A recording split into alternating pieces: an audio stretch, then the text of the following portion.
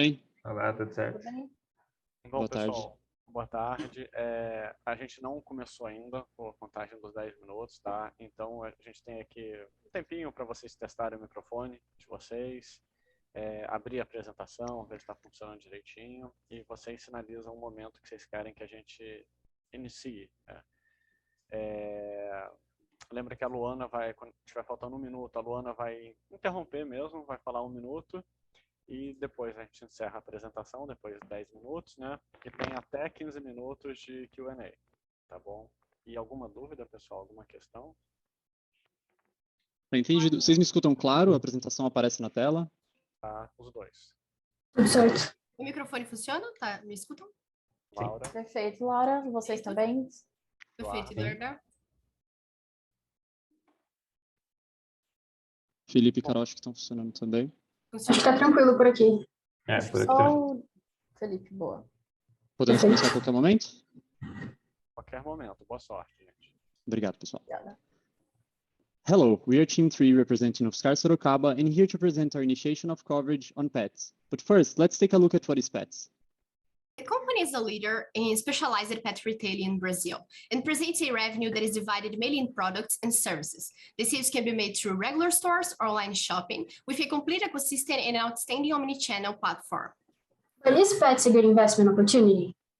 We believe it is, based on the room for organic growth in the sector, the solid track record proven by the company, and a strong omni-channel strategy. We present our buy recommendation with up to 14% upside potential. Felipe, so what supported Pet's organic growth? So before we begin talking about the company, let's take a quick look to the local industry.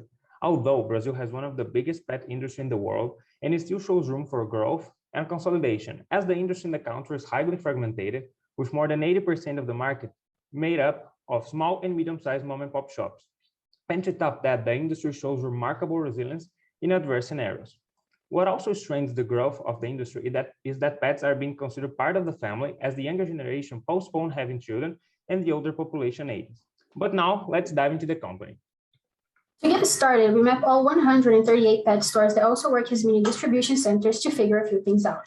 The 86% of stores are positioned in arterial or express roads, mostly in areas with heavy traffic that connects the main parts of the city, as seen in the pictures. That shows that the company offers more than just convenience, in a trend that's expanding outside just regular big cities, and those results can be seen in the figures the company presented in the last quarter. So, Felipe, could you tell me, what did we look for when it comes to competition? Yes, for sure. We look for peers and for customers. And to best understand the competition, considering business model, we compare the company both to retail players and peer pet players.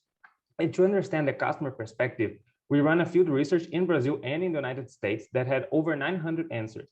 And with that, we found out what customers value the most: a great customer experience, convenience with a structure that saves times and simplifies processes, and that saves money. And with all that, we conclude that pets outstands competition.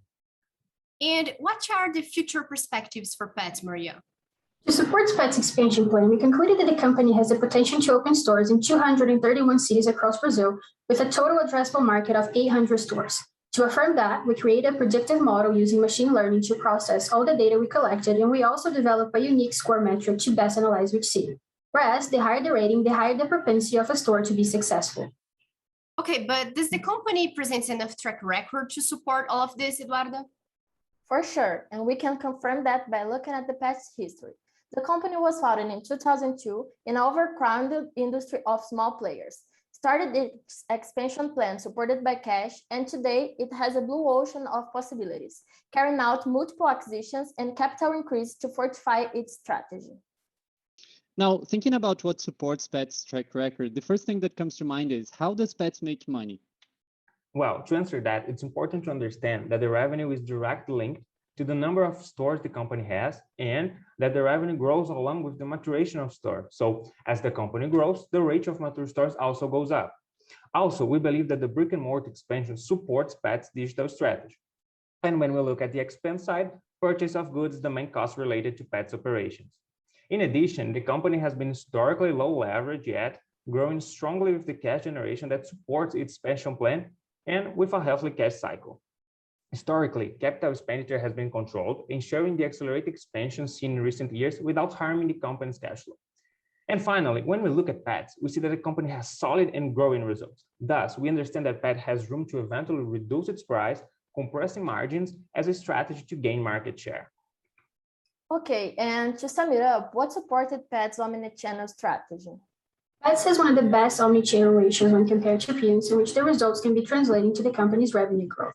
As the number of stores continue to grow and expand, the digital penetration across the country also goes up, as the company gains scale and more competitive delivery and pickup options. Pets is also a real one-stop shop and can find any service you may need from vet care to grooming, training, and adoption. Its ecosystem is broad with physical, digital, and private label brands. The great results are also seen in app ranking on Google and Apple Store, website visits, and device usages as Pets is leader when compared to peers. In the digital perspective, we also ran a field research to best understand how Pets is positioned when it comes to prices. To do that, we selected 6 main products and analyzed the digital players and local mom-and-pop shops in all 5 different regions in Brazil. In the digital perspective, we look mainly for prices, fidelity programs, and pickup and delivery conditions. Our main threat here found was Amazon. Regarding local mom-and-pop shops, the results were terrible in general, and our conclusion is that they have a short life as big chains continue to grow. Okay, but besides our investment thesis, how does Pets behave regarding ESG matters?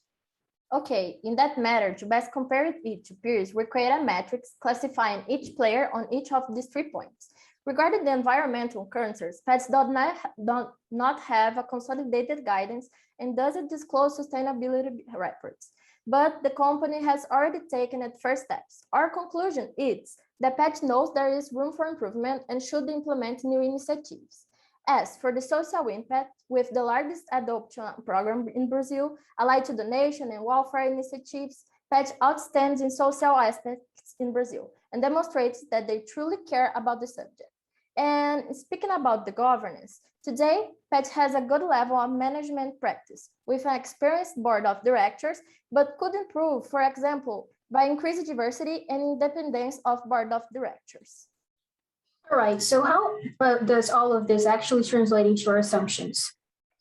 Okay, to start from the beginning, we projected our gross revenue based on a 3-year store maturation period, an increase in store openings per year going from 34 to 41, and same-store sales for mature stores keeping up with inflation. Allied to this, we expect a faster digital growth through omnichannel and e-commerce revenues, as well as the dog incorporation.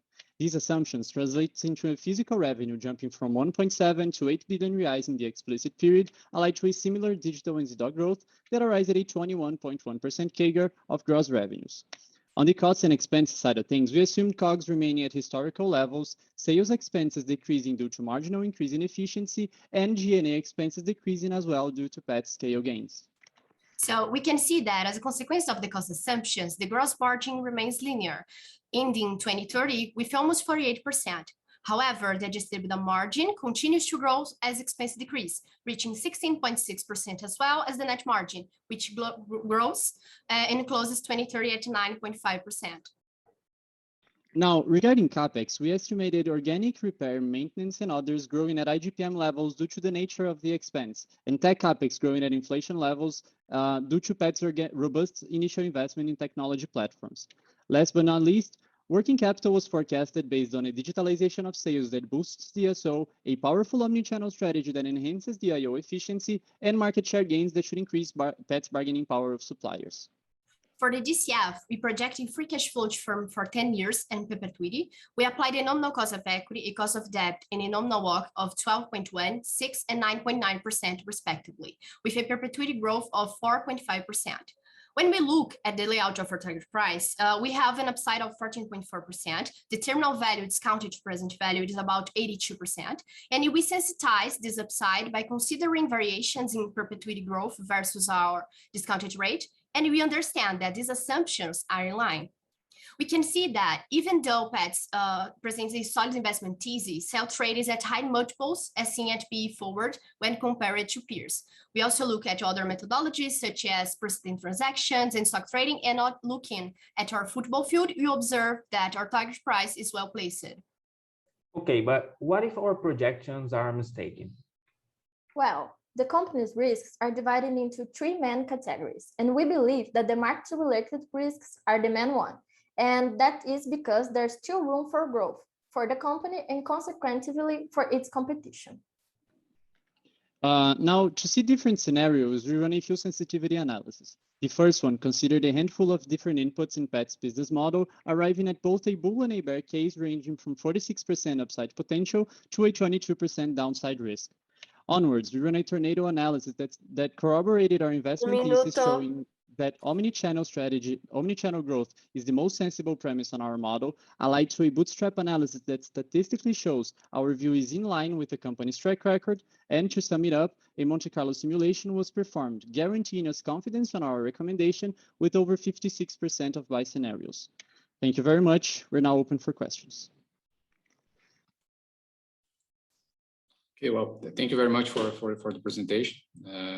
My first question is more a kind of curiosity about your proprietary model and the surveys you guys conducted.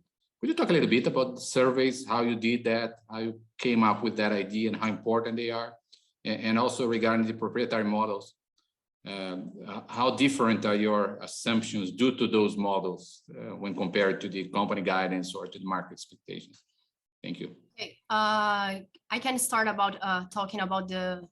Could you go into the presentation index when Philip said about the survey, please? I believe. Unique moment. Yeah, sorry. unique moment. Yes. Okay. Here we applied a survey asking about how about some questioning about some points about pets and about pets and some points about the house and the pets. And here we applied we could analyze the answers. You can go into the appendix. The appendix. Okay. Yeah. We analyzed it. Okay, you can say, you can compliment. No, go ahead. Basically, we issued these two surveys to map the consumer behavior of the customers of pets, and as well as demographics of the people that we're surveying. So we concluded that basically those three conclusions we arrived based on this survey was a cross of questions of people who has pets and who, for example, here I don't know here if you we can have see the forms.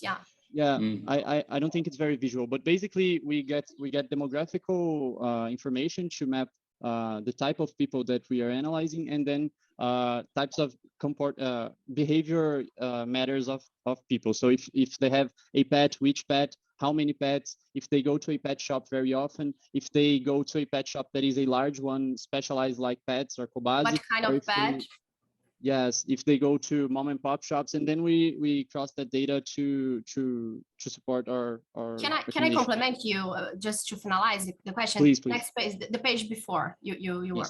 And when we said that the customer experience is a thing that they value like a lot, and they saves money, it is another point. We have another field research that we saw that Pets is well positioned when we look into this, and the convenience that saves time for the customers when it is easier to buy, right? And when we look into these three conclusions, we see that Pets is well positioned because Pets has all this, and this is a core of the business.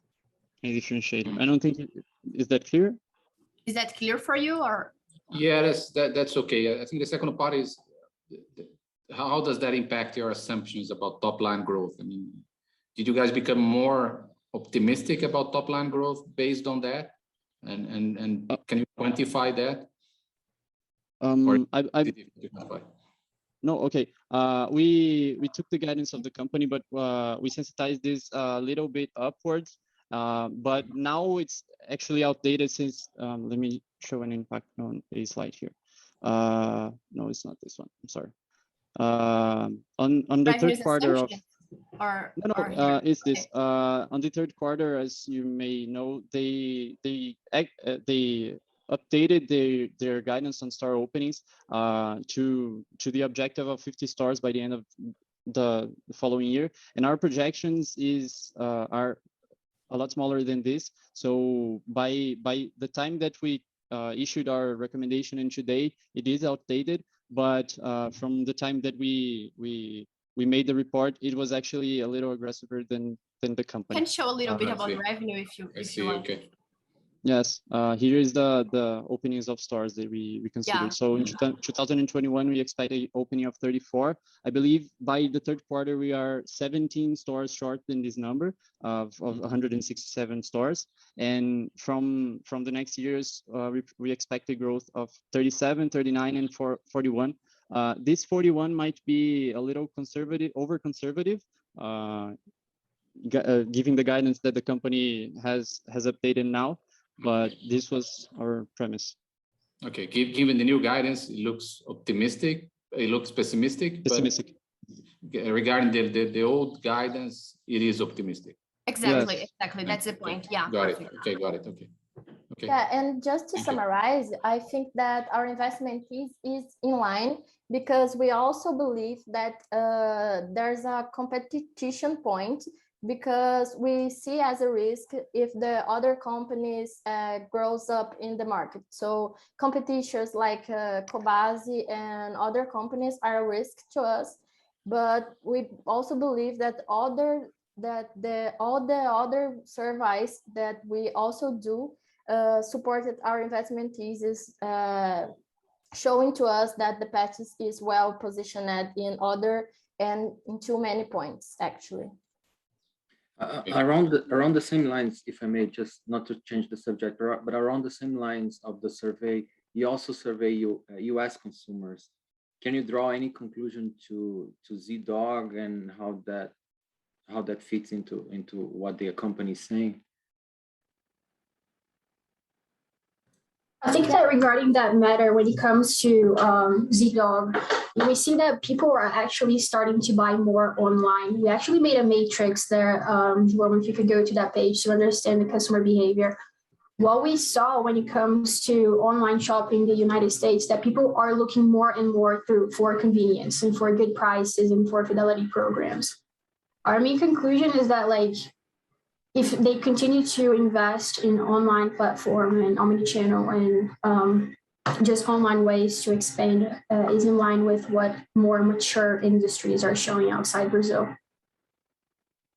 But I guess not any specific conclusion regarding ZDog. I don't think we issued this point in the survey, I believe so. Okay. Guys, thank you very much for the presentation. One question from my side. You present a 14% upside potential and you issue a buy recommendation. It seems low. It seems like a low upside for a buy recommendation. At what point would you change it to a hold recommendation? And why did you choose to issue a buy recommendation given this upside? Perfect. As said, our projections right now are a little bit conservative, but the main point is the company prices in IPO was already high, and today still trade at high multiples. So the company's guide for stores open today is higher than what we use in our projections, and that might impact our analysis. But besides that, when we look at the market, we also see that there's room for other players such as Cobasi to steal some market share. So with that being said, we believe that a 14% upside is good, is real, but if pets really achieve this guidance of opening stores, our buy recommendation will be bigger. So João, can you put in the bull, bears, and bear scenario, please? Yep. So as we see in our bull scenario, we estimate a average store opening of 50 stores. And in this case, our upside goes to 45%, so it's much higher. The new guidance says that will be the projection. It is 50 stores for next year. And just to complement, we the point about why buy with 14%, it is that we think. We expect that the market probably is pricing the growth. Sorry, want to complement? Pode continuar, pra gente tá okay.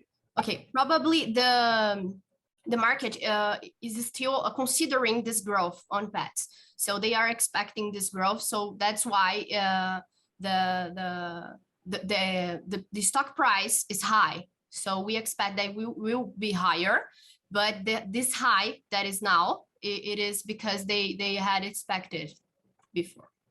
If I may, just 5 seconds just to complement this. At what point we would change it to hold? Seeing the history of the company, the track record, and the thesis that we're pointing to our buy, we believe that if the company starts to make wrong decisions or starts to lose efficiency in a market that it leads today, probably this recommendation would be withdrawn to hold, because as Laura said, multiples are high as of today compared to the median of the peers. Some players have higher multiples, but on an average, Pets also trades up. It prices IPO at a 55 times PE, and today price performed well. So that's why we believe so short of an upside, with the observation that this target price should be higher, given the new guidance of the company. Sorry to take your time. One question, guys. You are assuming a very bold store increase, let's say 50 stores per year. How comfortable are you on that regarding the company executing, delivering the 50 stores and still maintaining margins, despite expanding in probably less attractive markets? The point about I will say about margin, and maybe someone wants to complement, but when we look into margins, we expect that with the digital, maybe the margins will be compressed, right? And then this is a point to consider. But with the expansion of the company, but the digital breakdown of the revenue, but we see that maybe in the long time the margins can be diluted, and then this can make the margin linear or growing in next years. If I may complement, just a quick comment to make, as well. We believe that our analysis shows that guarantees us confidence that they can in fact deliver, and they have space to deliver that much of stores. The company told us they expect a market share of 800 superstores that are the stores kind of Kabasi and Pets for 2025. And we analyzed this through all of this analysis, and we are comfortable given the historical of the company. There's a slide here that we can see the historical opening of stores, and even until today, until 2020, when the company haven't issued its IPO, it hasn't issued its follow-on, it still open stores quickly. So we believe that there is room in the country based on the analysis that we made for opening of stores, and the track record of the company supports the ability to in fact achieve it. I have two questions on your assumptions. Of all the groups we've seen so far, of all the teams that've come over here, everyone tells us that they're going to have a huge bargaining power going forward, and that they're going to be much better in operations, and therefore the accounts payable is going to go up to 90 plus 99 days. One team came with 99 days, and the other said that like inventory levels are going to collapse. However, your assumptions are pretty flat on that front, right? So you have relatively flat inventory levels and payables, and you also have very flat gross margins, right? So where is the bargaining power here, and why you think your assumptions are correct in terms of working capital requirements? I believe we can start here. Looking at these points that you questioned about inventory and suppliers, we believe that yes,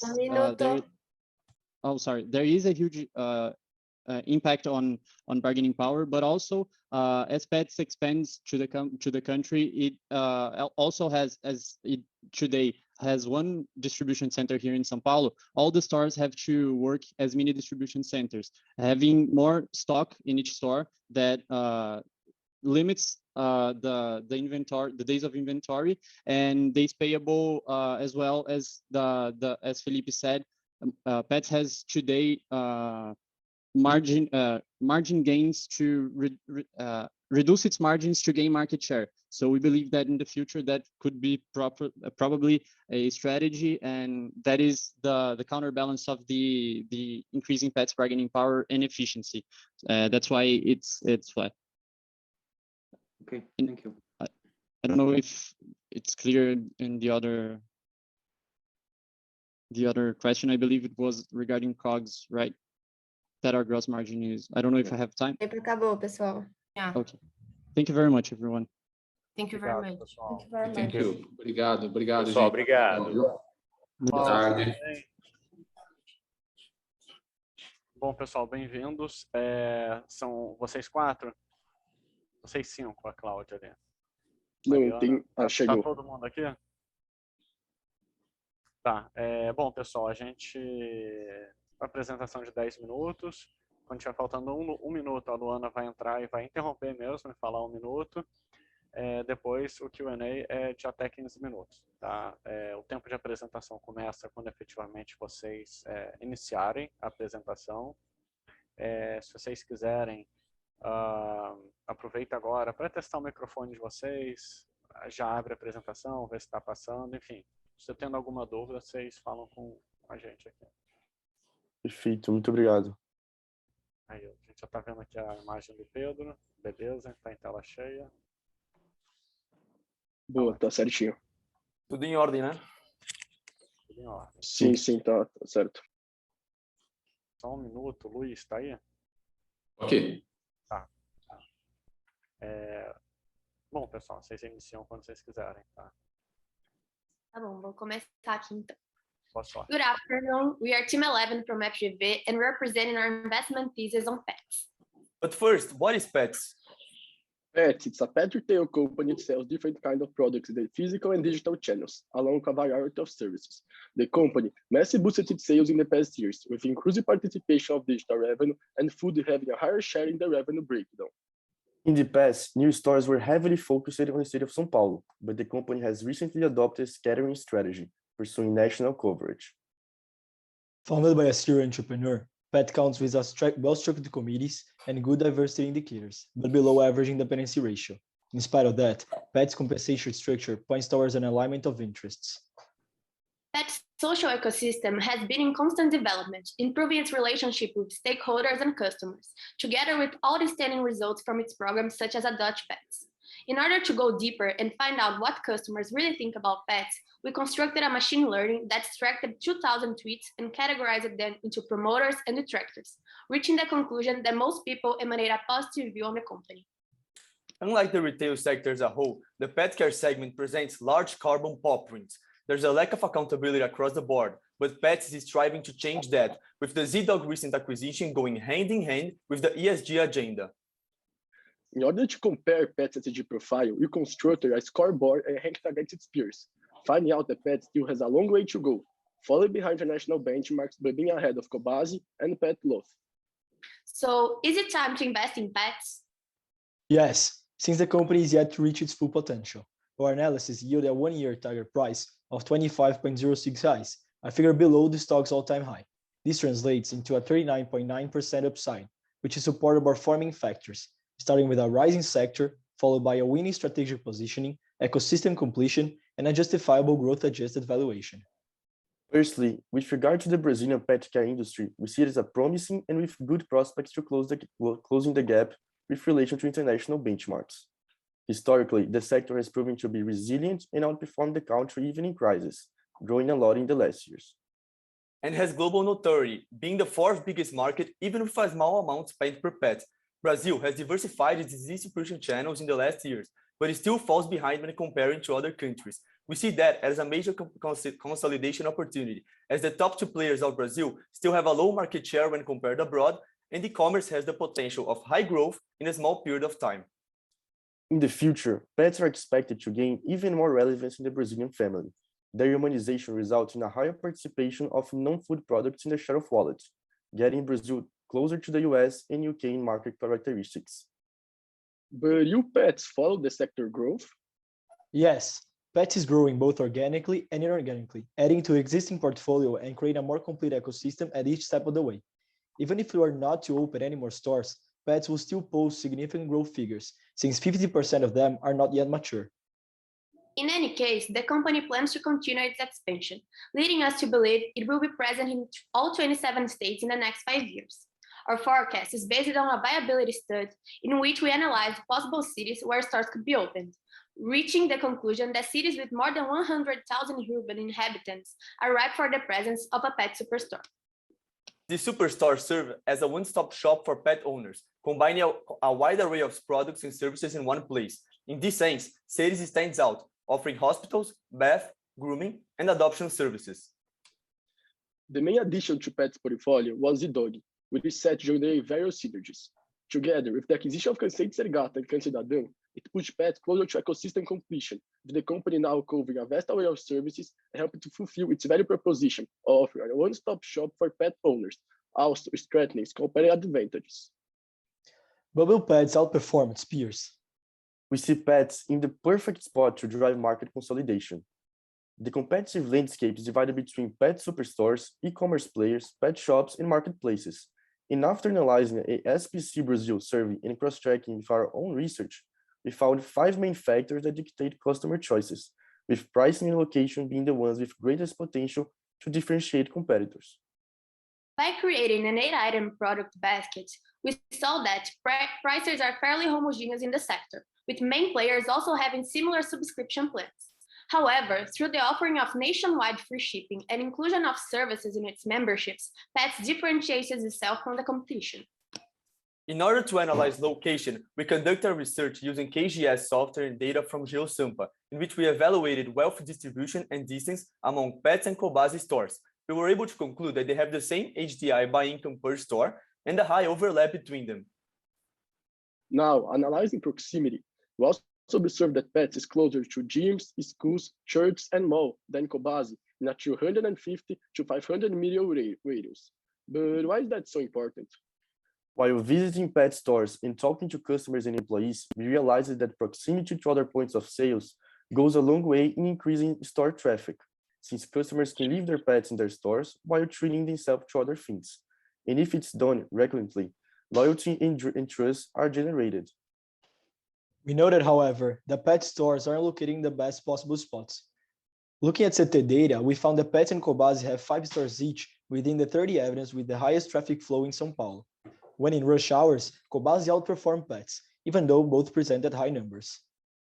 Therefore, we built a scorecard weighting in the customer's preferences, concluding that Pets is ahead of Cobasi and Pet Love in business characteristics and customer convenience.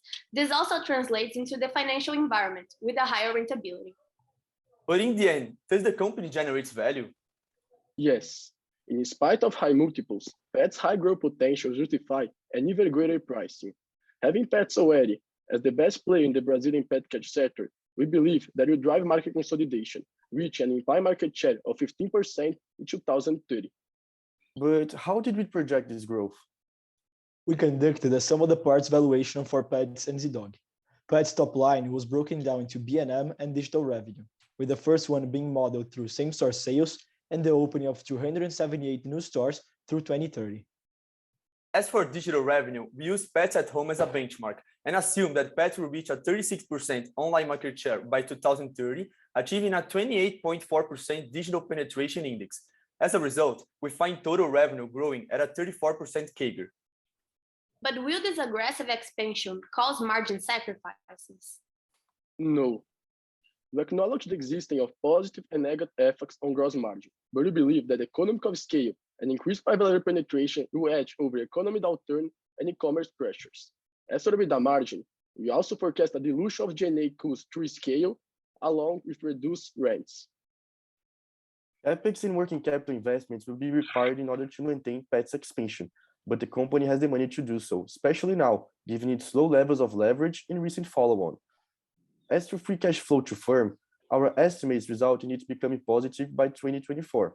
And to discount these values, we calculated the cost of equity using the CAPM model and weighted it considering the company's capital structure, reaching a 10.1% WACC. ZDOG is the icing on the cake of Pet's valuation. Given its importance, we modeled it separately, using a 10-year DCF model and discounting its future cash flows by Pet's cost of equity. Summing up, Pet and ZDOG equity values, we reached a 25.06 reais target price and a 39.9% upside. That is consistent with our WACC and growth rate sensitivity analysis, and also cooperating with our Monte Carlo simulation that presented the same results when stressing out our model assumptions. Given market uncertainty, we also consider bull and bear scenarios for Pet's future, the results of which made us more comfortable with our assumptions. Since its recent IPO, Pets has been priced above its main peers with high multiples. So, are you overpaying for growth? When looking at revenue CAGR versus forward EV to EBITDA, we see that Pet's future growth justifies its high multiples. Moreover, Pets pursues a huge total addressable market, robust expansion plan, great efficiency indicators, healthy capital structure, and top-notch management. These fundamentals make us convinced that the company's growth stage is not yet complete. As for investment risks, they were mapped into three main categories, being operational, the one that requires the most assessment. Here we highlight two of them, key person and bad image. Both have a high impact on Pet's environment, since Zimmerman stepping down or a scandal linked to spoiled food, pet mistreatment, among others, can be badly perceived by the market. Besides that, we also conducted a tornado analysis stressing 8 assumptions of our financial model in order to measure the ones with biggest impacts on share price. Wrapping up, we reiterate our buy recommendation for Pet, backed by its promising industry, complete ecosystem, strategic positioning, and an attractive valuation. Thank you, and we're open for questions.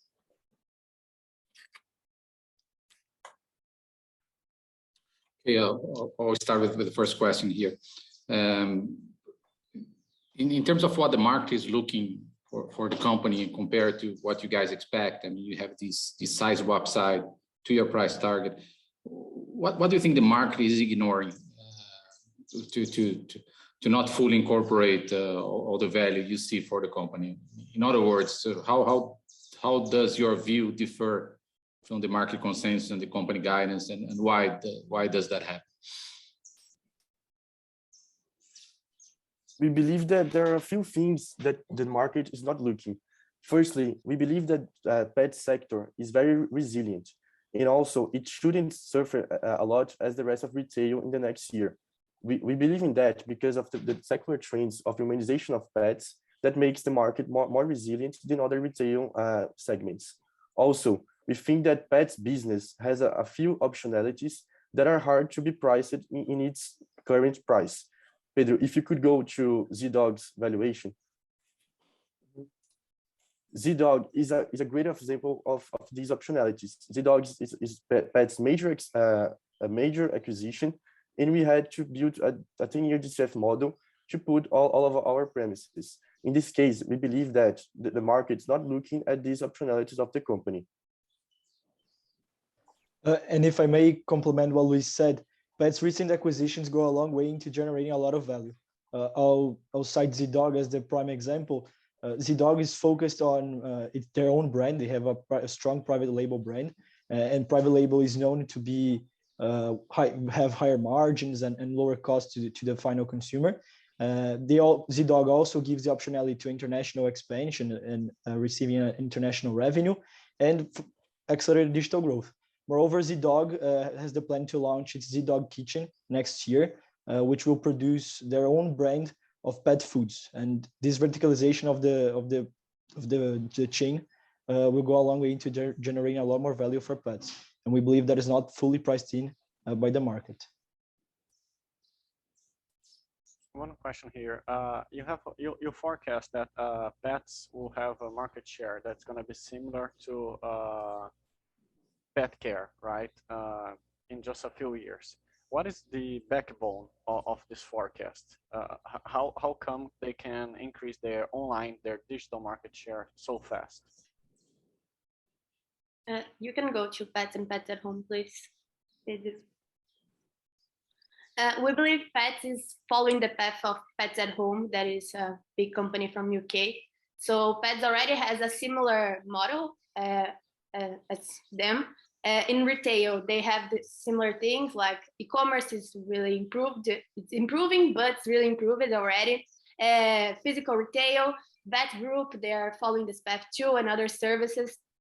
But like Pets at Home has some things that are different that Pets may put on their portfolio in the next years that include digital expansion, like the digital-led pet healthcare solutions that Pets at Home have. And Pets already gave us some tips that they may follow this path in the future. Just any another point. Pedro, can you go to the slide about the download and users comparing the companies, please? So you also see a huge opportunity in the e-commerce pet market in Brazil, since the two biggest companies are Pet Love that have a 100% online operation. And now we can see in the graphic, Pets already have a large amount of downloads compared to the Cobas and Pet Love, and also more users comparing to them. In addition, you also see the omnichannel integration bring several competitive advantages to Pets among Pet Love, that is this main competitor. So you see that Pets have the ecosystem to consolidate in the digital market.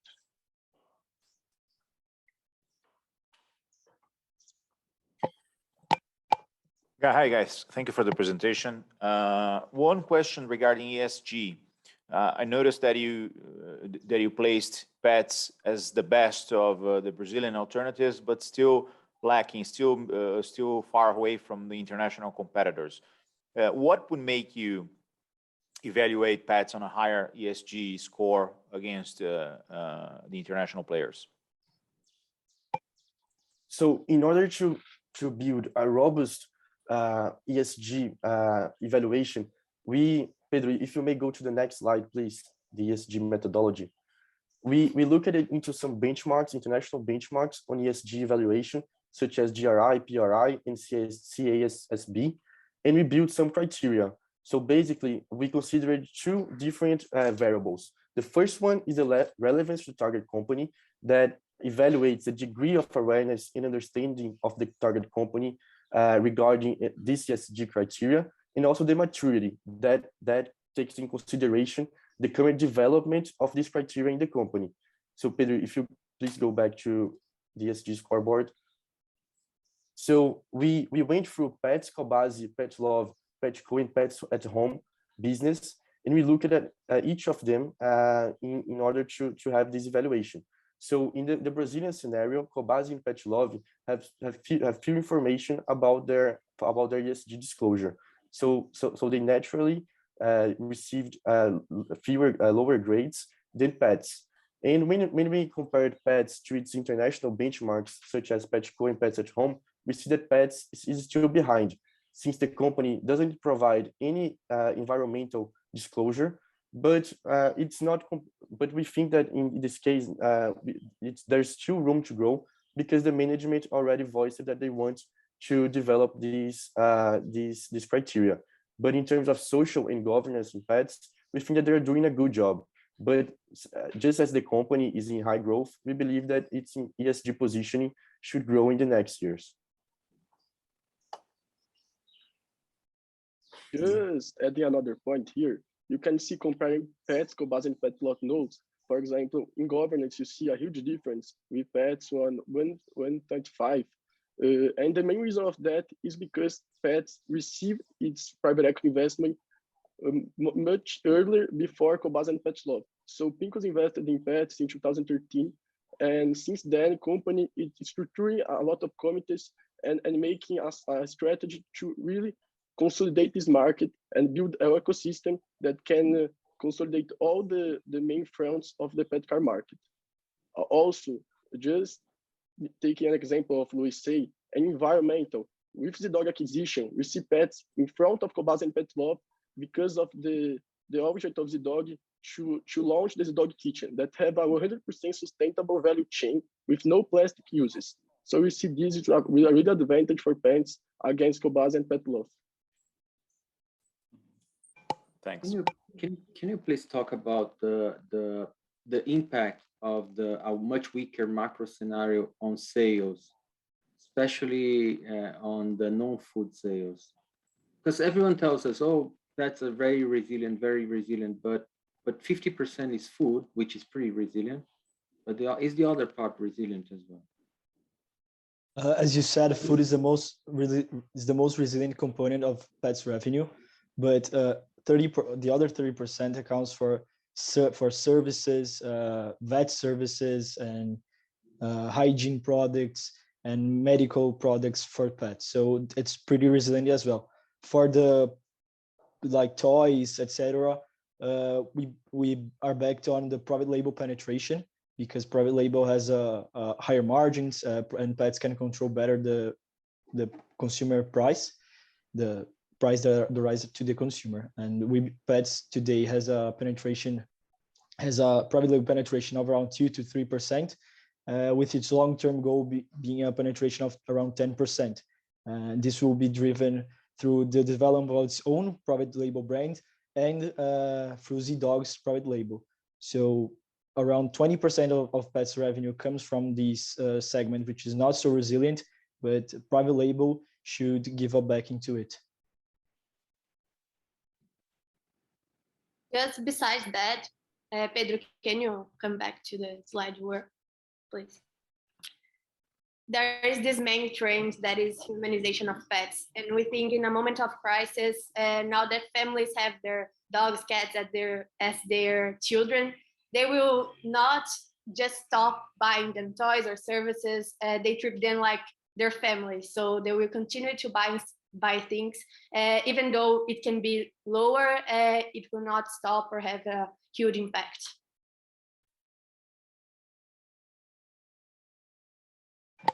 Another question from my side. The thesis touches on the theme of consolidation.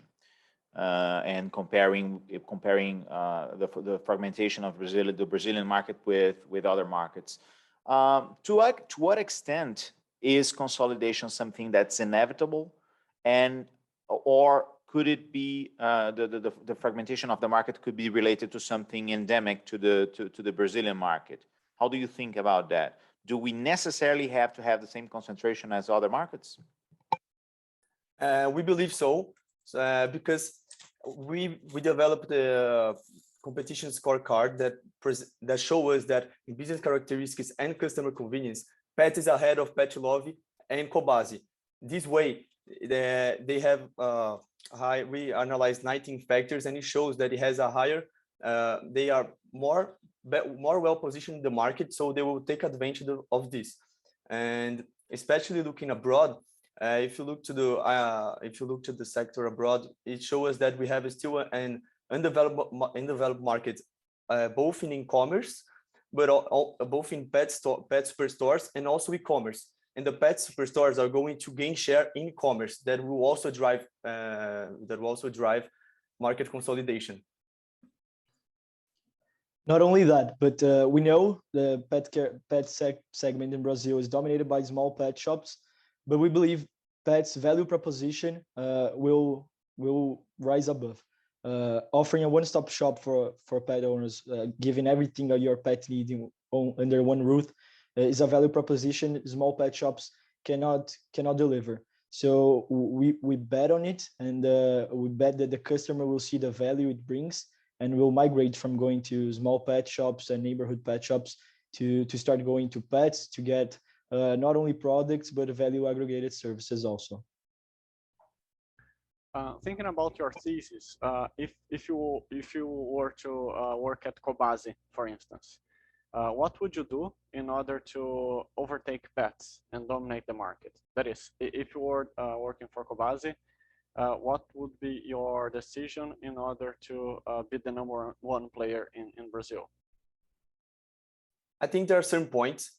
One point that we can bring here is the proximity to point of sales. In our survey that we brought, pets has a higher proximity to point of sales. That is important because it creates it's a better in location and also trusting establishment. There are the 2 points that we noticed in the survey of SPC Brazil that people take most in consumer preferences. So in that way, if they have a higher proximity to POS, they can increase their loyalty to customers and maybe bring more customers to their customers base. If Mariana wants to compliment me. Yes, I want to say another thing too, that is building a larger ecosystem in the sense that Cobasi doesn't have its own services branch. It is third party, and another things that pets have and Cobasi doesn't have. So there is this sense of having more things in the same roof, so it is easier for pet owners. I just wanted to add only one more point. Pedro, if you could go to brand recognition slide. When we were looking at Pet's case, we found some specific characteristics of the business. A great example of it, it's Manaus case. Pet just opened its first store in the North region, and it was the third best inauguration of the company.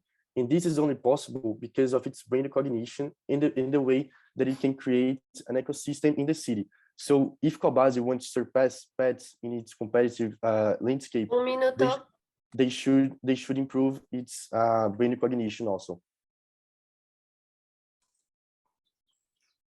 If you had to mention, and I know you guys talked about risks, if you have to mention one risk for the next year, what would that be for Pets as an investment case?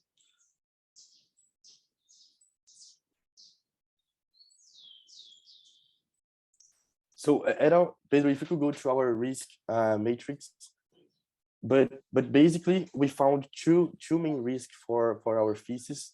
The first one is related to a key person risk. That is, if Sergio Zimmerman in some case steps out of the business, and also image risks. But in the next year, we don't see any of these risks happening. So basically, if we could just mention one, it would be inflation. But as we mentioned before, inflation is not a big concern to the company as it can pass the price to its customers. That's a good thing. Perfeito. Obrigado, gente. Valeu, pessoal. Obrigado, pessoal. Valeu, Maravilha. muito bom. Valeu, pessoal, muito obrigado. UFRJ. Pessoal, bem-vindos, tá? A gente, enfim, iniciou a gravação, mas não se preocupa que os 10 minutos que a gente conta iniciam no momento que vocês começam a falar. Verifica se está todo mundo aqui, tá? Se não está faltando nenhum colega de vocês. Aproveita para testar o microfone, se vocês quiserem, microfone de vocês. Lembra que vocês têm 10 minutos para apresentar. Quando tiver faltando 1 minuto, a Luana vai interromper mesmo, falar 1 minuto. E depois tem até 15 minutos do Q&A. Vocês têm alguma pergunta, querem testar o microfone aí de vocês? Só dá um oi. Oi, tá funcionando? Certinho? Olá, pessoal, tudo bem? Tudo certo. Tudo tranquilo? Funcionando. Show. Queria saber se vocês estão vendo os slides já. Já sim. Tá, então, perfeito. Tranquilo. O tempo começa quando a gente começar a apresentação, Gustavo? Exatamente. Então... Perfeito. Todo mundo pronto aí, galera? Sim. Perfeito. Show. Good afternoon. We are Team 6 and myself, Vinicius, together with Eduardo, Pedro, and João, are here to present you our investment thesis on pets. But first, what is pets? Pet's the biggest pet retailer in Brazil. The company works by selling not only pet food, but also pet products and offering a range of services such as grooming and veterinary care with Cities, the largest veterinary chain in the country. In that way, Pet stands with a one-stop shop proposal, leading to an increase of frequency and average ticket. Finally, Pet's key competitive advantage is its omni-channel that outstands its competitors as it integrates 100% of stores, decreasing both price and shipping time. With that in mind, we issue a buy recommendation with a target price of 26 reais on Pets, made up from a sum of parts model, representing a 36% upside. In our view, Pets is the main player in the sector with secular trends that sustain its growth. It also has the most developed ecosystem when compared to peers, which guarantees a complete consumer experience. Last but not least, its strategic position ensures its industry leadership for the following years. Brazil has the second largest pet population on the planet, but only the seventh highest total revenue. In this regard, the sector should show an even greater growth for the future, with a CAGR of 13.3%, reaching a value of 66 billion reais in 2026. Its growth path is sustained by the sector's resilient character, and mainly because of industry trends making consumption with pets increasingly essential. Trends such as the demographic changes that Brazil has been experiencing, as the population, especially millennials, are choosing to have children later, reflecting a reduction in the birth rate of the country. With this, the pets became a great substitute, fact confirmed when we observe their quantity in relation to the amount of children.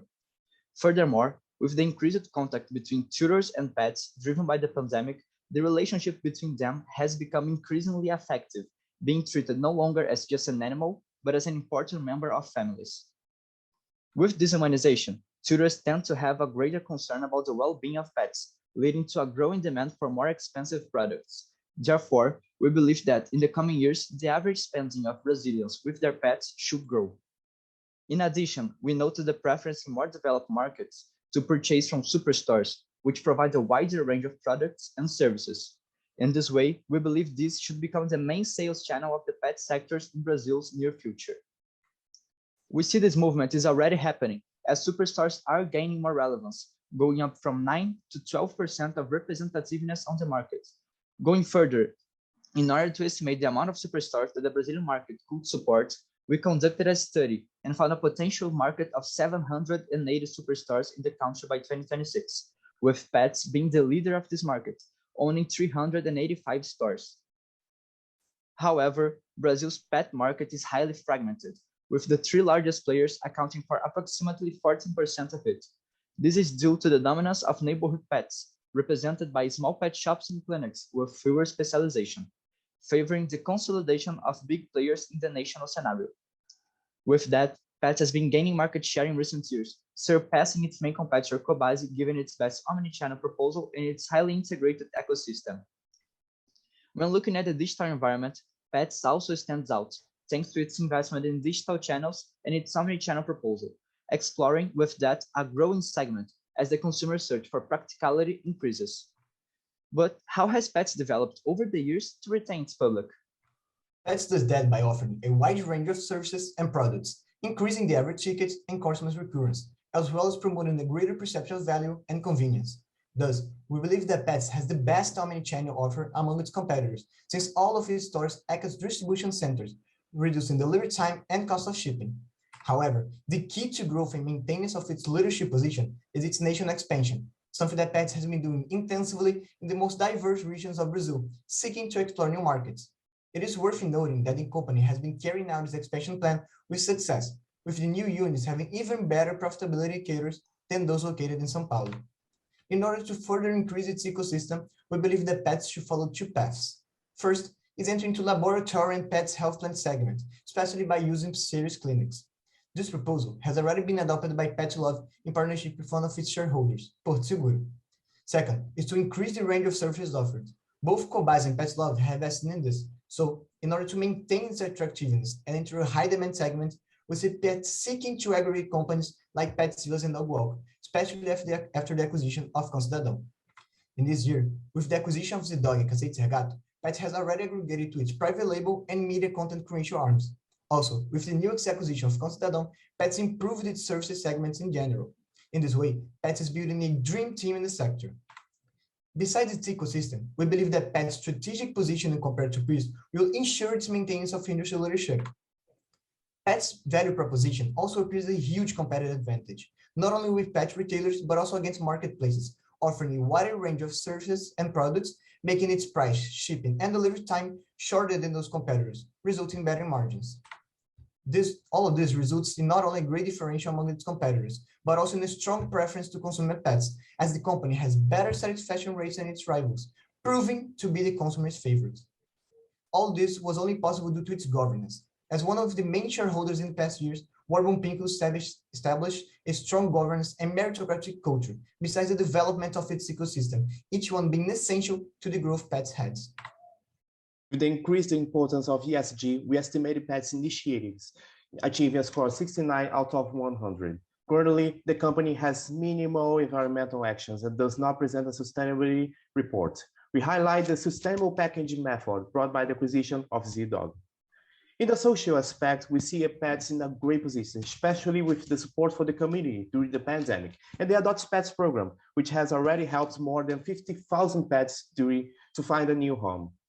But in the main point where we see pets as an understanding is its governance. To the know-how upgraded by the Wabron Peak was found, pets has the most competent management of the sector with a great alignment of interest and a strong diversity within these executives. Though, how will these factors generate results? Recently, Pets is one of the retail companies that presented a higher rhythm of store openings in the country. Based on that, we projected an average of 37 new units per year, reaching a total of 385 stores by 2027. We believe these units should be largely in states where Pets is not yet present or has little relevance, seeking to expand its capillarity at national level. In addition, the company is showing high values related to its same-store sales, as 53% of stores are still in the process of maturation. Therefore, we project a gradual reduction in the coming years until the total maturation of units. With this, the company will reach a gross revenue in 2027 of 10 billion reais, with a CAGR of 32%.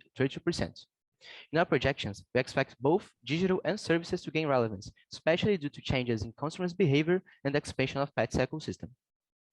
Follow our estimates, Pets will gradually gain market share, reaching 13% in 2027. In that way, so that the company will convert the synergies generated by the acquisitions, together with the expansion of its private label arm, accelerated by the know-how of ZDog and Conceito Zergato, and mainly due to a better mix of revenues, depending less on pet food and increasing the sales of products that have higher margins. In order to consolidate its growth strategy, Pets will have to invest a large amount of capital. In our projections, we expect that the company will spend mostly in expansion and digital development to maintain its leadership in the sector. In our DCF model, we expect Pets to burn cash into 2024 in order to finance its expansion plan. But from that point forward, Pets will start to reap the fruits of its investments. Using an 11.55% WACC and a 5.5% terminal growth, Pets estimated Pets target price of 26 Brazilian reais, implying 36% upside. Furthermore, our sensitivity analysis gives us upside in all scenarios. In order to understand the sensitivity of our analysis to the opening of stores and the evolution of the company's same-store sales, we carried out a study of various scenarios. We note that even if Pets has lower opening average than expected, and with sales and stores performing worse, the current share price offers us an upside in 85% of the cases, making us even more confident about our recommendation. We also see that the company has some optionalities that can unlock value, such as Z-Kitchen and Z-Catch, but mainly a possible merger with Cobasi. Finally, we evaluate the two main risks and investments in Pets, which are the aggressive expansion rate presented by the company and the competitive scenario with the possible entrance of marketplaces, and especially with Cobasi, which will impact directly in Pets' leadership position, resulting in a contraction margins and earnings, impacting on target price. However, we believe Pets' good governance and competitive advantages are the main dilutives of the biggest threats that the company faces. We therefore reiterate our buy recommendation based on Pets' strategic positioning due to its more developed ecosystem in a sector with many secular trends. Well, thank you for your attention, and now we are open for questions. Okay, well, I'll start with the first question here. And it is related to the upside for the stock. And why do you think the market is not really moving faster towards your price target? In other words, what are the main differences between the market assumptions right now and what we see in your numbers and your model? What are the triggers that we need to see happening for the stock to start moving in the direction of your price target?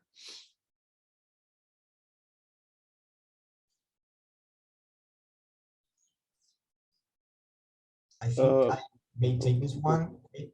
So recently, Brazil's pet market has been suffering from the deterioration of macro scenario, which has impact on the stock price nowadays, and also a elevation of the interest rates, which have a impact on pet's target price.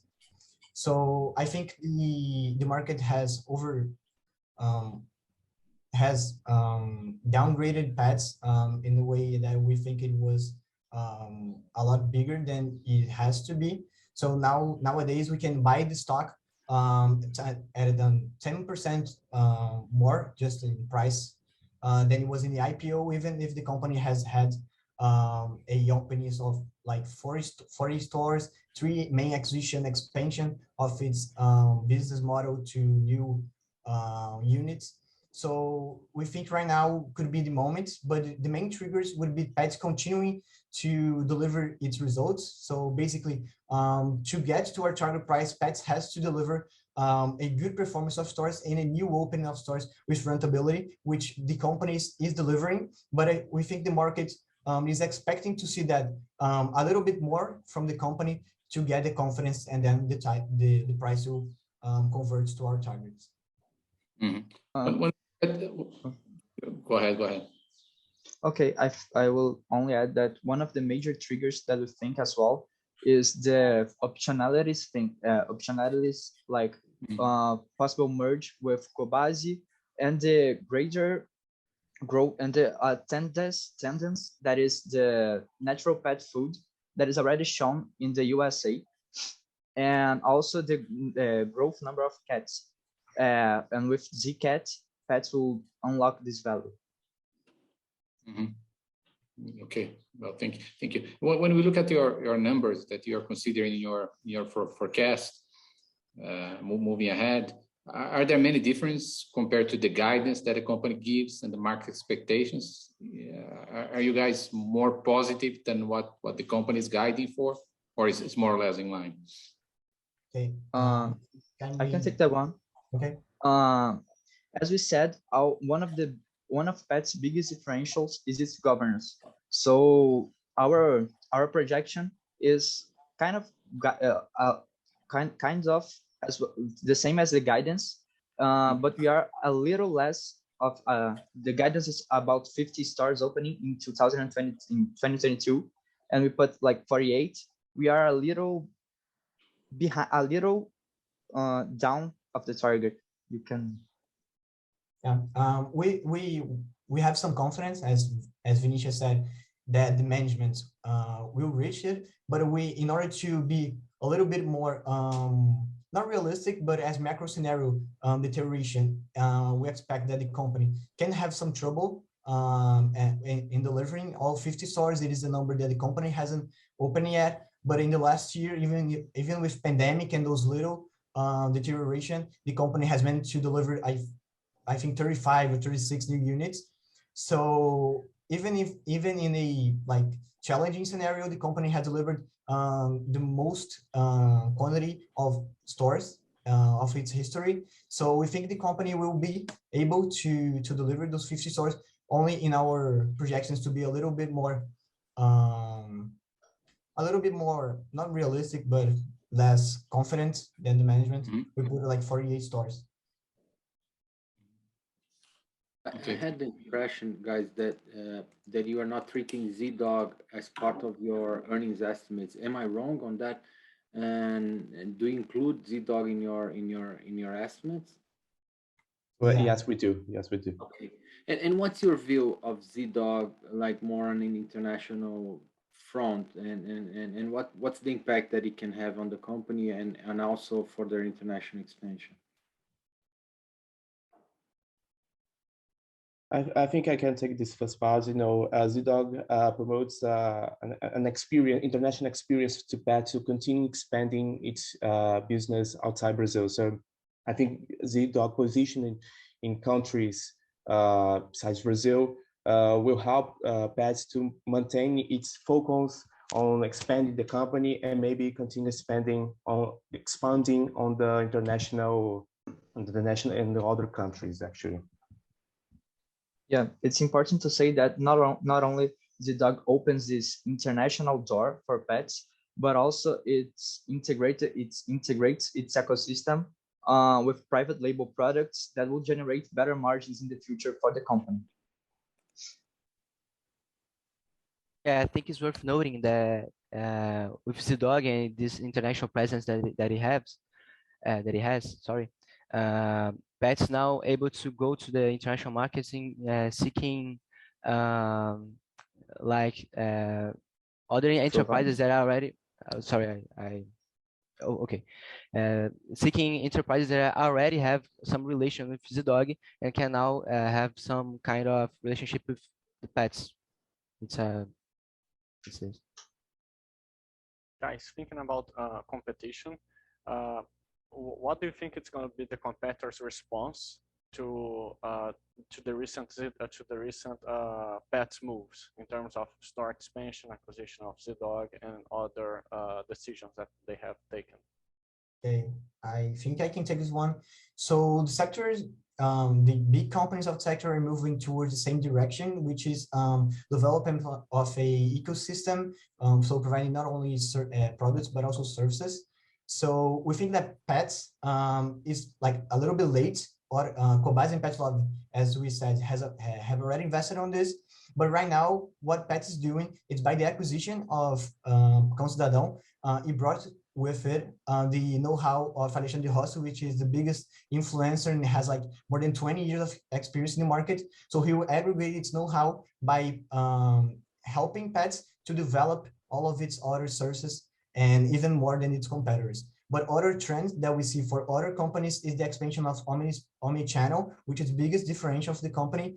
But what we see is that Pets took a long time to develop it, and even Cobase, which is the second largest player in the pet scenario, and with more than 20 years of experience, hasn't delivered yet. It is struggling to get to Pets points of all of its stores at distribution centers and have the omni experience that Pets has. So I think the big ones are moving towards the direction, but Pet is already there in terms of omni-channel, and it is investing right now, is focusing right now on expanding services in a better way.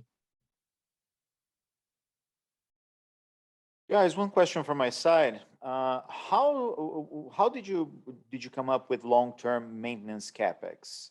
What was the criteria for you to calculate it? Okay, just let me get to the slide 1 second. So our main assumptions for maintenance was that we visited some pet stores and then from different years.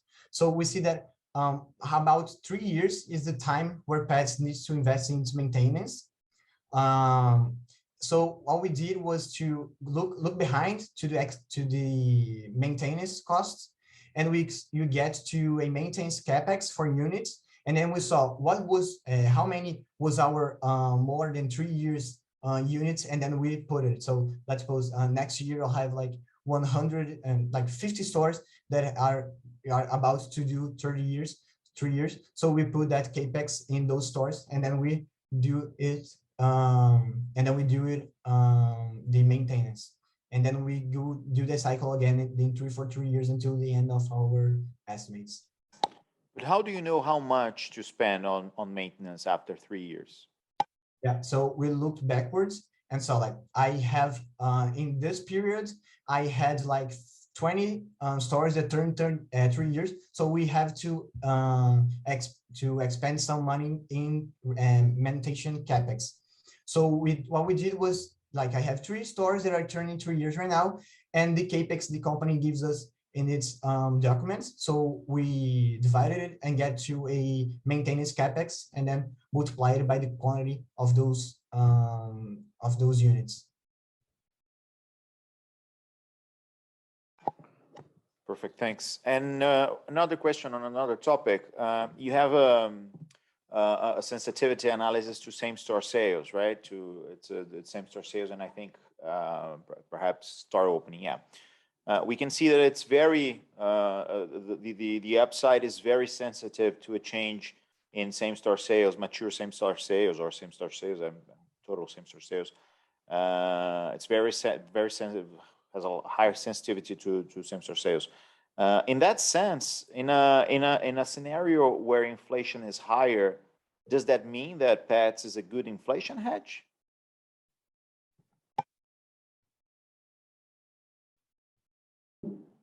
I think Pets can perform very well in the future. No, we expect, of course, there is a big change there if same-store sales change. So, but we were a little bit more pessimistic more pessimist than the company was. So we projected that the company would be a little bit pessimistic than the governance, the management of the company, but also we projected in the good growth for the company. So at all, I think yes, Pets can hedge on the inflation case. If I can add to this one, like inflation really means some kind of different situations for pets, because what we see is that humanization leads to an increase of spending, but not for all of the Brazilian population. So inflation would have an impact more largely in the amount of the population that it is not like the main consumers for pets. But what we see is like, even with inflation go up, you're not going to not buy your dog's food. What the main impact would be a different mix of revenues, what we expect. So you would probably still buying your food, but you would be like consuming less of other products or groceries for your dog. So what we would see would be a different mix of consumers, of consumption, but it would impact less on pets than other retailers. And also pets could be gaining margins. So if inflation in pet food is about, I don't know, 15%, and the overall inflation is 4%, you would repass it for your consumers, but you would still like adjusting some of your costs at a lower inflation rate, such as IPCA. So IPCA, let's say about 10%, and the inflation of pet food 15%. So you are repassing 15% to your customer, but inside of your cost structure, you would like to passing 10%, so increasing 10%, but also repassing 15%, resulting in a margin expansion. Excellent, thanks. Thinking about your return on invested capital, what is the cause of this big expansion in the ROIC? Okay. So I can add to this one is that Pets has already established growth for the following years due to the maturation of stores. But where we see and also a SSS momentum, so same-store sales are having a really good momentum right now, especially due to its omni-channel expansion. It's omni-channel expansion. But the main point we see return on investment capital going up is about the synergies generated by Zee.Dog and Cansei de Ser Gato, and now Com Cidadão. So the synergy generated by it would provide a lower investment and also a higher return, but also a expansion on consumption that we are projecting on our macro scenario. So we saw that Brazilians spend a little bit with your pets when compared to other countries, but we see that expansion as in the market expansion overall. So getting a return, a even better return. Thank you.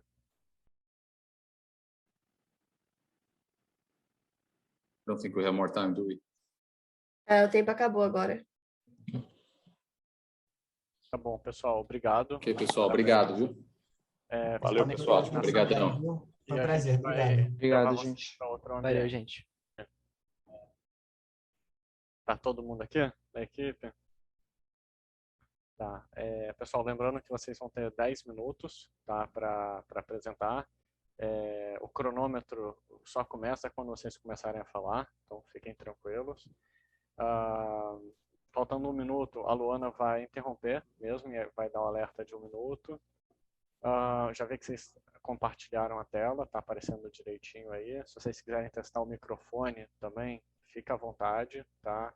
E tendo alguma pergunta, aproveita. Tem alguma dúvida, alguma pergunta? A gente está vendo aqui passando os slides. Todo mundo está conseguindo falar direitinho aí? Acho que tá tranquilo. Beleza. Boa. Pessoal, vocês começam quando quiserem e boa sorte. Vamos lá, pessoal. Good afternoon. We are Team 2, and today we will present our investment thesis on pets. The company is the leading player in the Brazilian pet care segment with 6.1% of market share and heading to a national expansion, focused on store openings outside São Paulo. Pets' proposal value goes beyond being a single retailer.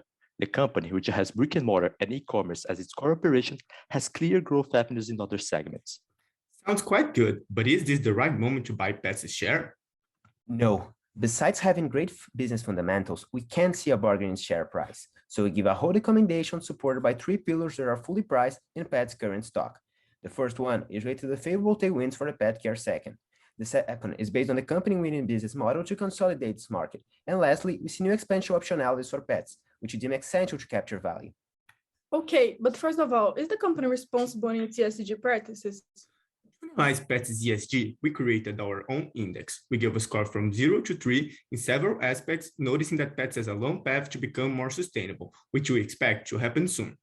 Pets needs improvement in its environmental practices. The company has no disclosure nor clear goal for the future in this aspect.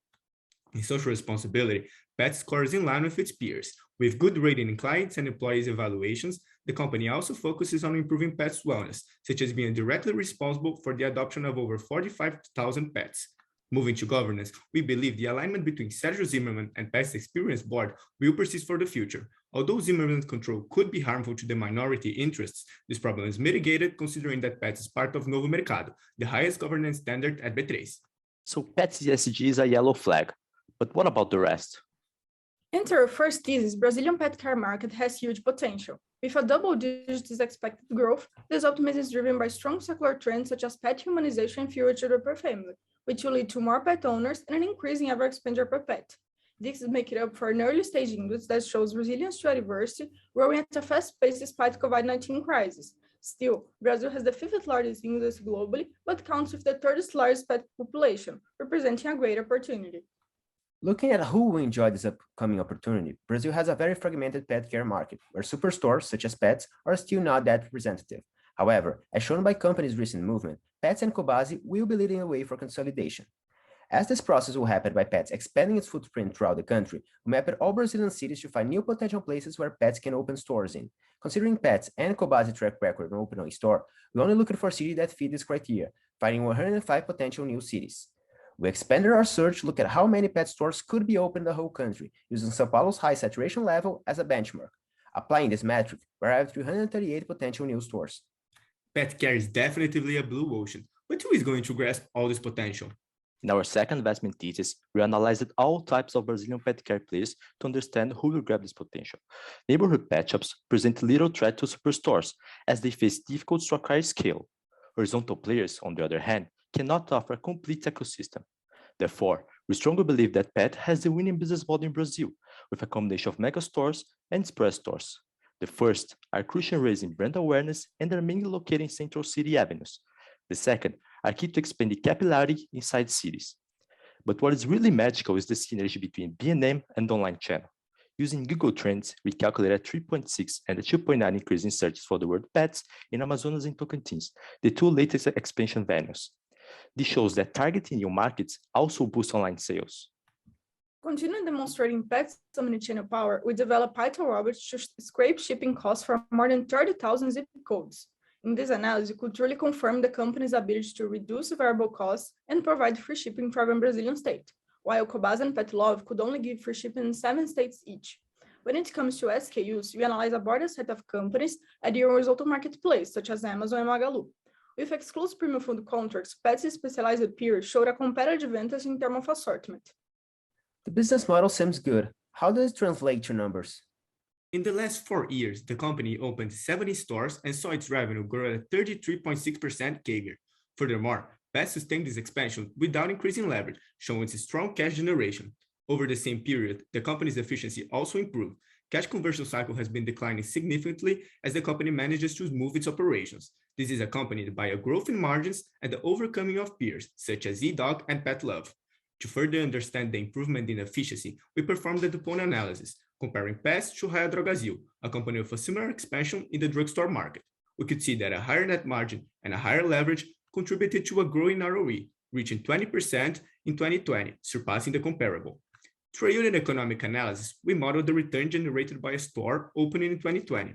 The number speaks for themselves, 26% IRR, much above the company's WACC, sustaining Pet's expansion. We get that detail is promising, but isn't this quality already priced? We started the financial modeling by projecting the number of openings for the coming years, considering 150 new stores between 2022 and 2024, and then a slowdown. CapEx should follow the same pattern, rising the first years but decreasing after that. Store expansion and digital growth should result in a steady gain on market share, which will occupy 12.5% of the market by 2026, bringing a 24% gross revenue CAGR. Thus, physical stores should remain the company's bread and butter, while the online channel supports market consolidation. When dealing with costs and expenses, we split the projections into two periods. At first, until 2022, the company should operate on lower margins due to larger digital customer acquisition costs as well as operation investments in new states. However, as a store mature, top-down conversion will benefit from the dilution of G&A and renting expenses. The increasing penetration of private label products, which present a higher profitability and lower logistics investments, should also help increase margins. We forecast a decrease in cash conversion cycle. First, DIO should decrease with stores maturation and higher digital sales. DPO, on the other hand, are expected to increase due to a stronger bargaining power and a more verticalized production. Working capital should grow since new stores contribute to a higher level of inventories, payables, and receivables. In our DCF, we use 11.2% cash of equity and 8% capital debt, arrive at 9.8% WACC. The 4% growth in perpetuity is in line with the company's profile, once this is the mature same-store sales growth. NPV of cash flow, most of it in perpetuity, added to net cash and divided by total share outstanding, arrive at a value per share of 18.64 reais. However, the total sum does not seem to adapt to our recommendation. How then did we set our target price at 21.53 reais? In our third investment thesis, we quantify new growth avenues through optionalities. The considerable opportunity we see is related to cities, Pet's brand for veterinary clinics and hospitals. Since its future and unit economics are still unclear, we assume that the brand would arrive at a 10% market share by 2030 and looked for peers metrics as a base case. Applying these numbers, this would mean a 3.98 accretion in Pet's share price. Another potential upside is Z-Dog, Pet's recent acquisition. With efficient management, great product assortment, and international sales channels, we believe that the synergies from the deal can increase up to 0.41 reais per Pet share. To arrive at these numbers, we conservatively assume that Z-Dog will be priced at the exact buyer multiple and discounted the present value of goodwill generated by the acquisition. Lastly, we simulated Pet's entry into other Latin America countries for a growing number of store openings from 2025 onwards. We used NPV calculated by unit economics and assumed a 90% performance compared to Brazilian stores. With that, we arrived at an increase of 1.2 reais per share. For each optionality, we assign a probability of success considering its feasibility and short-term perspective. Weighting each potential stock price increase by this implied probability and adding the corporation valuation, we reached a target price of 21.53 reais, leaving only a 90.64% upside. Okay, but do other methodologies and stress scenarios sustain our position? Looking at the relationship between expected growth in EPS and the forward price to earnings multiple, Pet's position shows that the company is fairly priced. Furthermore, through a fair PE analysis, we discovered that Pet's earnings will need to grow at a 30.3% CAGR from 2025 to 2030 in order to achieve a minimum return related to its cost of equity. We simulated 3 different scenarios in which we adjusted margin, number of openings, and store size. Although the return of the bull case is considerably higher, we believe that it will be difficult to materialize due to the sector's competition. Through the football field graphic, we could also test that all valuation methodologies results in a similar conclusion. We also conduct a Monte Carlo analysis where we obtain a hold recommendation 54% of the time. We identified 2 main risks in our thesis: bad execution when opening stores and increasing competition, such as horizontal players' growth in the segment. However, this is mitigated by Pet's being a specialized company with great operation and management. To finalize, we restate our hold recommendation based on the favorable sector tailwinds, Pet's winning business model, and the potential expansion avenues, but that are fully priced in Pet's current stock price. Thank you for your time. Thank you very much, guys. Let me start off here. You showed you have a hold recommendation based on what I understood to be the free cash flow to firm model plus the optionalities. But in the slide where you compare that to all other valuation methods yield substantially lower target prices. Given that being the scenario and the fact that even the hold recommendation, I mean, as you recognize, the upside in that scenario is fairly low, wouldn't that warrant looking at other valuation methods, a sell recommendation? The thing for us that made us obtain a hold recommendation is that we see a high quality company that has a great potential for the future, but this price is but this quality, all this potential, all this high efficiency is already priced in. So what we believe is that if an opportunity appears where the value of the company, the price of the share gets down, we would buy the share, since we think that this is a strong company with great fundamentals. So our hold recommendation is based basically on price, but also attending the quality of the company that doesn't make it obtain a sell in that case. Yeah, and also the free cash flow to firm was our main methodology applied for valuation. So we think that that is the best way to value Pets' share. That's why we don't give too much attention to DDM and free cash flow to equity, since we think that free cash flow to firm is the best and the main way to value Pets' share. And for what reasons do you think that particular valuation methodology is the best for Pets? So we think that since Pets has a small track record and is only have been listed on B3 for 1 year, we cannot determine this capital structure and its debt ratios with too much precision. That's why free cash flow to firm allows us for not having to project that line, and also evaluating the score operation with a more precise and consistent results. That's why we use this methodology. Perfect, thank you. Can you guys walk me through the assumption behind using a 4% growth rate in perpetuity? And I believe it's 4% in nominal terms, right? Yeah. And so, what's the implicit inflation you're assuming? Sorry to interrupt. Sorry. We are assuming a 3.5% long-term inflation. Our explanation for a 4% growth is basically based on two factors. As Pets is going to perpetuity in 2030 on our model, we think that using the same store sales growth as a value for the G is precise, because on perpetuity, Pets mostly is going to have an increase in growth due to this growth in mature same store sales, and also it's going to pass the inflation costs to its customers.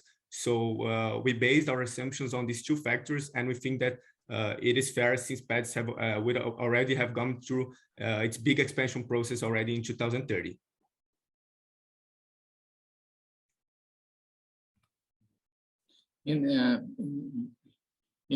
What would be the scenario or the causes that would lead you guys to change to a sell on the stock? I mean, what would be the risks or the triggers that we as investors should look for? If we need to sell it. We would only change to a sell if we see that the company is not is having some difficulty in its business fundamentals, and if the company doesn't start opening the stores that she promised and start finding difficult in competition environment, then we would change to a sell. So store opening would be the main thing to watch. Store opening and competitive environment, and difficulty in competitive environment. Yeah, when opening stores, something really important is to position yourself in cities. In your position in the cities should be perfect to attract the most traffic of customers. So if the company starts not achieving its guidance of openings, not fulfilling its promise of getting into big avenues and attract and having great efficiency in its source, we would change for a sell. That would probably come with a change in the competitive outlook, since other players would already catch this opportunity left by Pets. Another risk related with the expansion of the Pets stores is because of the distribution centers, that we have only one in São Paulo, and this expansion would be prejudiced if pets can't open another distribution center. Okay.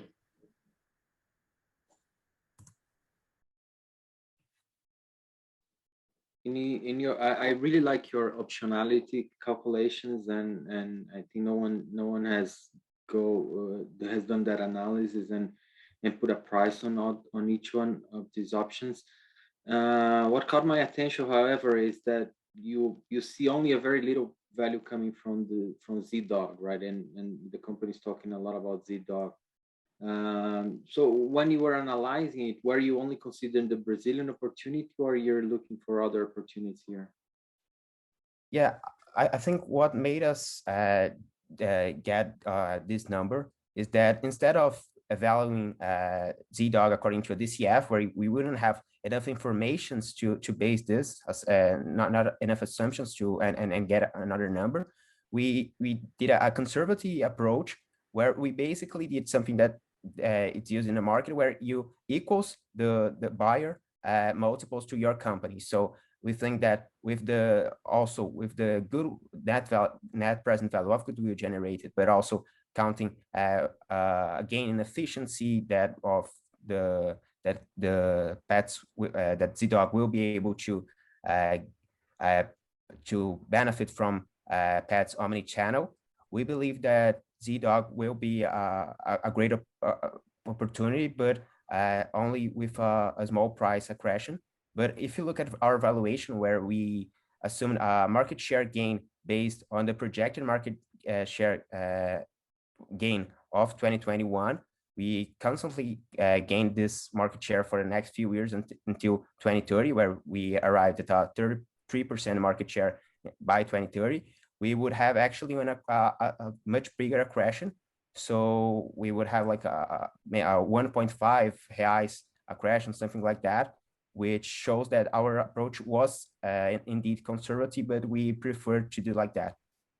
And to address the expansion to other countries, we see that ZDog has a purpose on this topic, but we chose to model this expansion through Latin America expansion.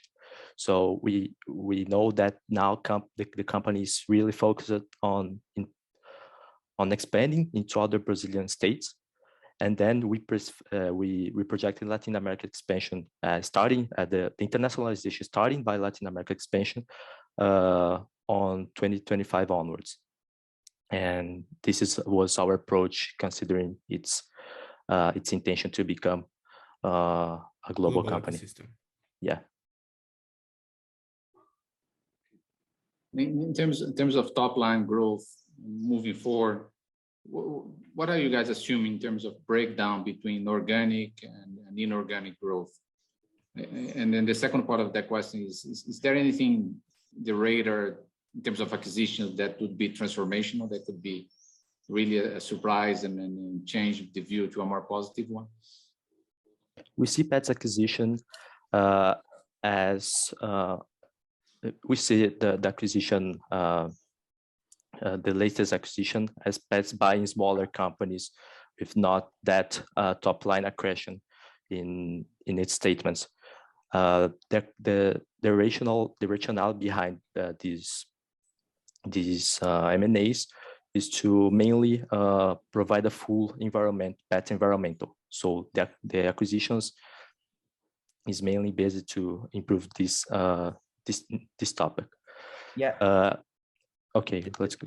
Just to add to that, I think that pets acquisitions nowadays are mostly complementary and adding another services to its ecosystem. So it's difficult to quantify how this is going to affect the company. So we left that as a positive potential upside for a company, an upside risk for a company, but that we didn't model in our top-down approach. So basically, I think a transformational acquisition, which we not see happening nowadays, would be, I think, the acquisition of Pet Love, which is a pure online player, and it's the same movement that companies like Petco did when they acquired Chewy in the United States. So it made sense. It would make a little sense for the company, but considering Pet Love also intention to grow in the Brazilian pet care market, the funds behind its company, we don't expect it happening soon. And in the top line projections, we split the projection in B&M, digitals, and services revenue. Talking about Pet Love, you showed a slide where there's a lot of difference between SKUs carried by Pet Love and by pets. Why is that so different? And is that a threat for pets? Although we see Pet Love as a company that will also serve this opportunity, we believe that Pets has the best business model for some reasons. The first one is that Brazil has several logistical bottlenecks. So a company like Pets can enjoy its omni-channel strategy, whereas Pet Love can't. So we think that Pet's strategy is more profitable. So the same thing you see also in the United States, where the biggest companies like Chewy, for example, there's a poor player in the United States with about 12% of the market share there.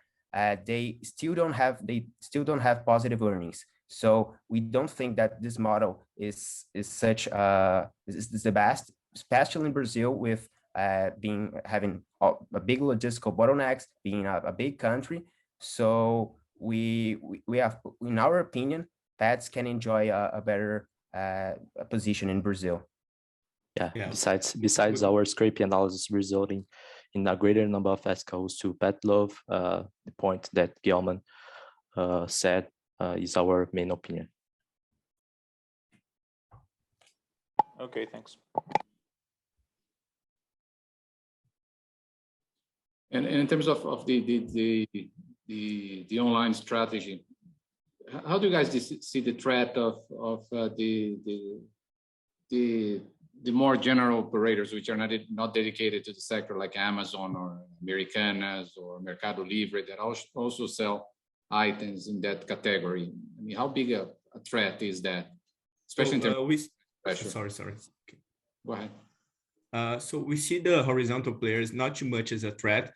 While they can offer certainly convenience and sometimes fast shipping or low freight prices, they do not offer the whole ecosystem that Pets does. So the people who buy at Pets, they are not looking just for feed, they are looking for more products such as pet clothing or pet toys, and they cannot find that in Amazon or Magalu. So basically, we think that while they, and also Magalu and Amazon, they mostly sell feed products related to dog or cats. So they do not have the bigger margins where Pets does, like selling toys or clothing and private label products. So overall, we do not see them as a big threat to Pets' business model and to Pets as a player in the whole market.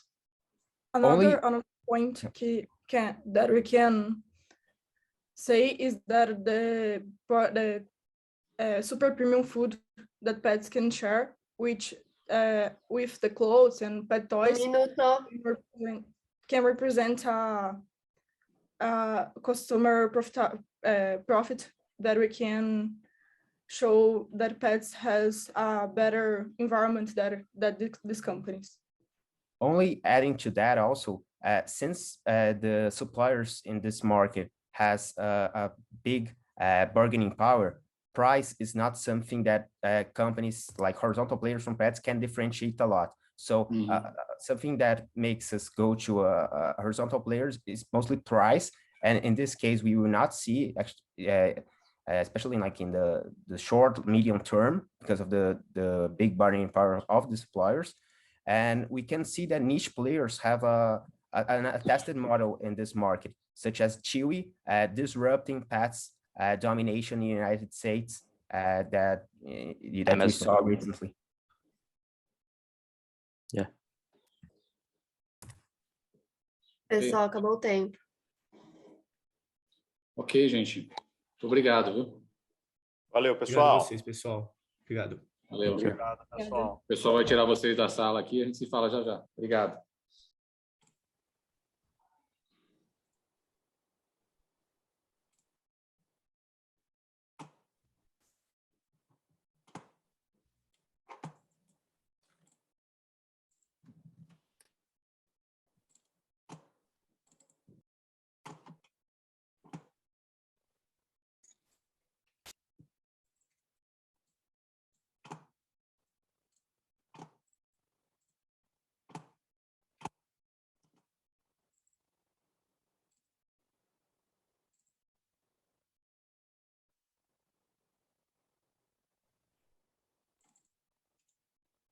Everton, tá todo mundo aqui? Todos de volta. Beleza. Pessoal, todos de volta. Bacana, a gente passou aqui por um dia longo, com várias apresentações. Eu vou chamar aqui o Fernando Fontoura para dar um depoimento aqui, representando os judges. Em seguida, a gente vai anunciar os grandes vencedores. Bom, pessoal, primeira coisa que eu tenho para dizer para vocês é que vocês, né, eu não quero cair no lugar comum de falar vocês são todos vencedores e etc., porque no final das contas os times querem vencer, eu não quero menosprezar a vitória, porque a vitória é muito importante, mas é muito admirável, é sempre uma satisfação a gente que participa aqui do nosso lado, assistir a qualidade dos materiais que são apresentados. É um comentário muito recorrente que a gente faz, mas que cada ano parece estar ficando mais relevante, como tudo que vocês apresentam para a gente não tem ficado devendo nada para o sell side, nada para as análises das corretoras. Pelo contrário, em muitos casos, vocês vão mais a fundo ainda do que a gente está acostumado a ver no dia a dia do mercado. E, então, assim, é incrível, é surpreendente. Outra coisa que eu acho que é muito importante ressaltar nesse momento é o quão difícil foi a tarefa, porque a gente vê aqui pela diferença de pontos, né, da nossa graduação aqui que a gente fez para cada um dos times, o como foram pequenas diferenças que fizeram, que colocaram um time na frente ou atrás. Então, né, quem não for anunciado vencedor, quem não for anunciado aí nas primeiras colocações, não pense que isso significa que o trabalho não foi bem feito. O Gustavo Moreira bem mencionou aqui que eu estou aqui chegando ao meu 5º ano como judge aqui da competição, é muito tranquilo eu dizer que essa competição foi a melhor em termos de qualidade que eu participei desde que a gente começou. Os trabalhos estavam de muito alto nível, então eu super queria parabenizar em nome dos juízes aqui o trabalho que vocês desempenharam. Eu acho que vocês todos aqui, cada vez mais eu percebo que essa competição ela tem um valor incrível em incentivar as pessoas a buscarem o seu desenvolvimento profissional, e eu vejo que quem passa por essa competição claramente já é um profissional diferenciado, né? Vocês estão todos aqui por conta própria, escolheram fazer isso, escolheram passar por esse nervosismo todo, que não deve ser fácil, você ter que resumir todo o trabalho que vocês fizeram aí ao longo de meses em 10 minutos, em inglês, tudo com uma pressão enorme e tal, não sei o quê. Então, saibam que a gente sabe disso, saiba que a gente leva isso em conta, e vocês estão, assim, muito mais do que de parabéns. Foi realmente excepcional. Eu tenho muito orgulho de continuar sendo judge dessa competição, inclusive mais orgulho ainda de dizer que a gente está trazendo aqui para a Persevera, né, a empresa da qual eu sou sócio fundador, a gente está trazendo agora um analista que participou no ano passado da competição e foi excepcional, enfim, e aí acabou dando certo aí. Então, certamente todo mundo vai ter como diferencial aí a participação no CFA Challenge, quem ganhar, certamente mais ainda. Mas então, em nome dos juízes aqui, eu queria agradecer muito a vocês pela participação, parabenizá-los novamente por todo o empenho que vocês colocaram, e, enfim, deixar, obviamente, a sugestão que eu acho que a maioria de vocês vai seguir, que é perseguir o CFA, né, buscar a certificação, buscar participar do CFA. Vocês todos já têm todos os valores para isso, que é comprometimento, interesse, dedicação. Então, é o caminho natural. Espero encontrá-los em breve aí no mercado. Muito sucesso para vocês e boa sorte agora nesse anúncio de resultado. Obrigado, Fernando. Obrigado pelo que você falou aqui para os alunos. Vou agradecer novamente ao Fernando Fontoura, Luiz Ribeiro, Gustavo Oliveira aí por toparem serem juízes, voluntariarem aqui no sábado, pelo menos aqui está lindo o dia, para participar do Challenge. A Luana, o Everton também, que estão gastando bastante energia, tempo em organizar todo o Challenge. O que eu vou pedir é o seguinte, pessoal, eu vou anunciar aqui o 4º colocado, depois o 3º e depois os 2 vencedores, tá? Que vão seguir para as fases seguintes.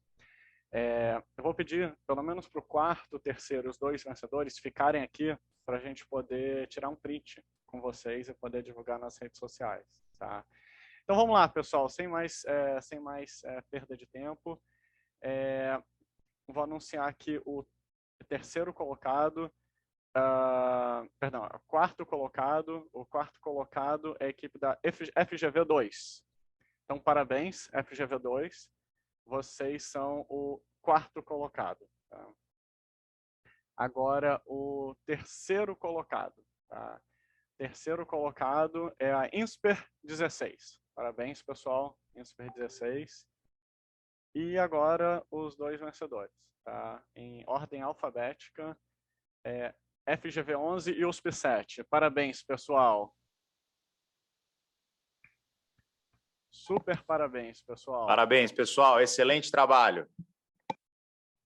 Parabéns, pessoal. Todo mundo aqui é finalista, coloca no currículo. Especialmente aí o quarto, terceiro e os dois vencedores. Vou pedir para vocês ficarem aqui para a gente tirar uma foto, né, e poder publicar nas redes sociais. Inclusive, recomendo muito que todo mundo tire foto e coloque nas redes sociais. Tá bom? Obrigado, gente. Parabéns.